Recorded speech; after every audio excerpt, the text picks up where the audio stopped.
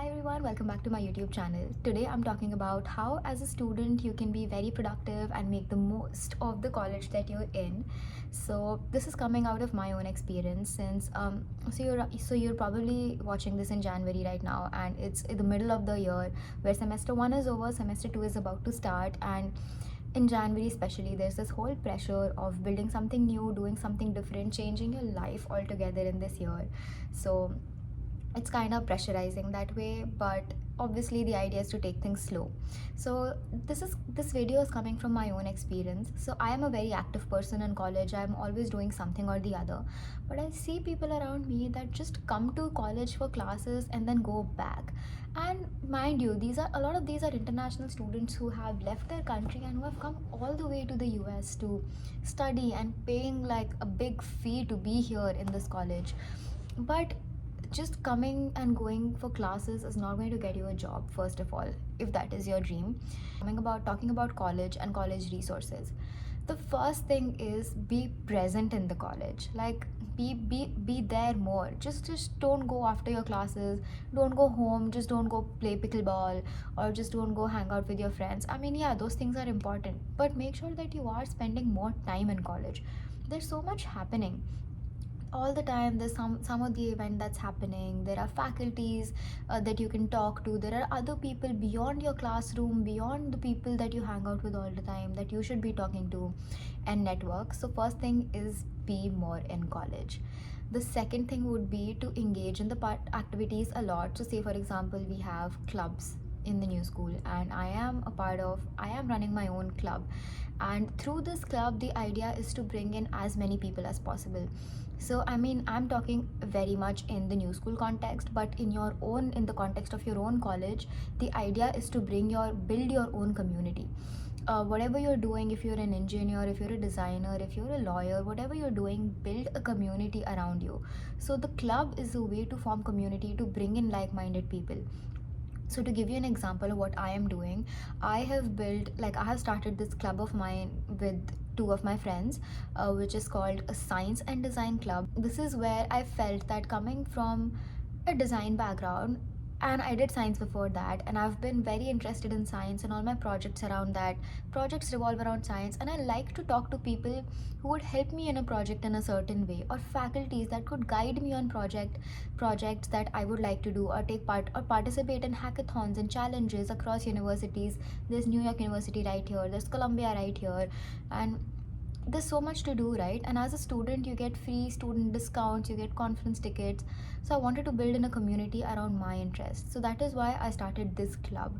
It might not be a club, it might be something else. It could be a Discord channel, a Slack channel, or something on YouTube, or anything where you just have a community, or where you just meet once a week to over coffee or over a project. So building a sense of community is very, very important, I feel, and that is where you reflect, you learn and grow.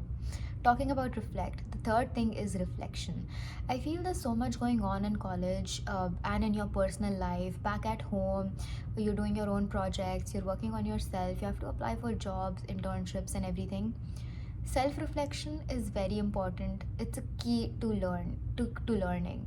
Like, most of the times you read something, you read a book, you do an assignment, and then you just forget about it. But reflection is what wraps everything together. It summarizes everything for you, and reflection is very, very important. Either you do like a pen and paper reflection, or you make a video, or I don't know, you write a blog on Medium or Substack or whatever your form of expression is, or you just make a doodle out of what you learned. But do something, do reflection, constantly produce, constantly write down what you've learned, and it's very, very important. Later, at the end of the 4 years of your undergrad, or at the end of the 2 years of your masters, or whenever you look back, everything is a chaos, everything is just like 20 folders in your laptop. But when you look at this reflection, you understand where you were before and how you changed after a class, or after a semester, or after your whole degree. So I think reflecting is very, very important. The next thing is leveraging your resources, and specifically the faculties.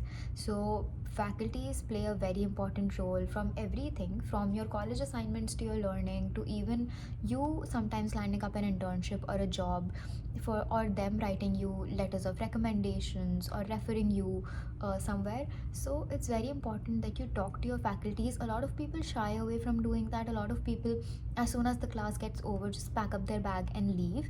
And I know it does sound like a big extrovert is talking, but believe me, I am no extrovert. I do all of this because it is required. You need to be doing all of this. And go, like, break away from your cocoon, break away from your bubble, and talk to faculties, keep them updated, talk to them about your assignments. If you have any queries, make sure that you email them, make sure that you are recognized.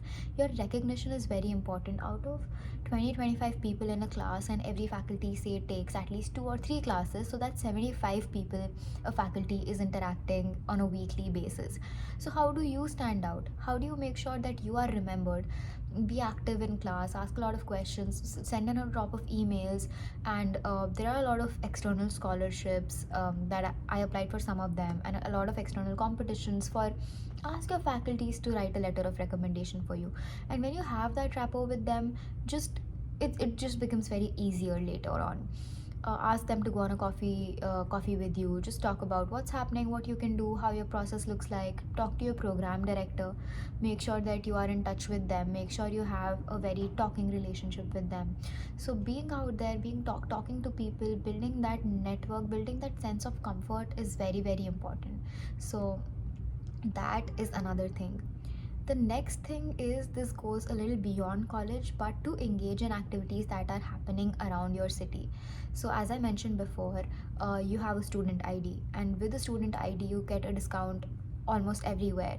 Use that. Use, just email conferences, just email places. Maybe a conference is something that you can't afford, it's like $1,000 entry ticket. Just email them, can I volunteer for your conference? Sometimes they just give you a ticket for free.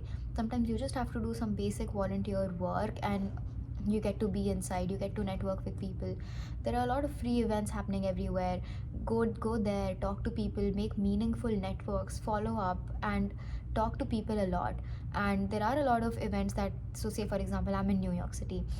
New York Public Library has a student discount. All these museums have student discounts. Saying I'm from the new school gives me a free ticket at the MoMA and some discounted ticket at the Met.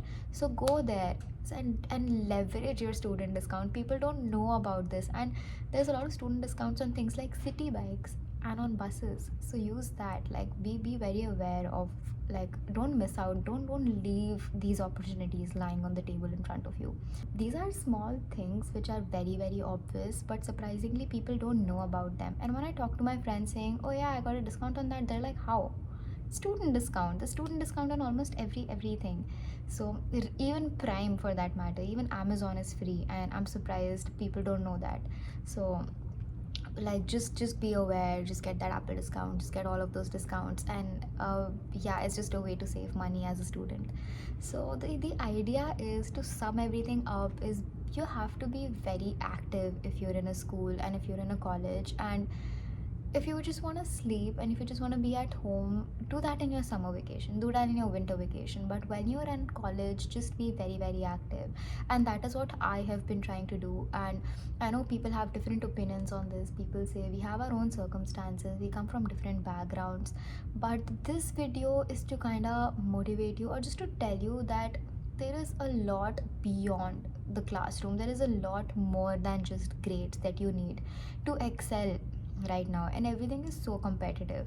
There's so many international students, the market is saturated, there's over of everything. There's a lot of jobs, but there's more people who want that job. So to stand out, to be different than the crowd, you have to do all of these things, and networking is the biggest thing that you can do. So just put yourself out there, just drop in that cold email, just show up. Most of the times it's very important to just show up. And yeah, that's basically about it. And I hope in any way this was kind of motivating for you, because sometimes I just need to hear these very obvious things from people, just for a start, when I'm lazy watching YouTube, not doing anything. So I hope this helped you in any way possible, and I hope you have a very, very productive next semester, and good luck. And I'll see you in the next video.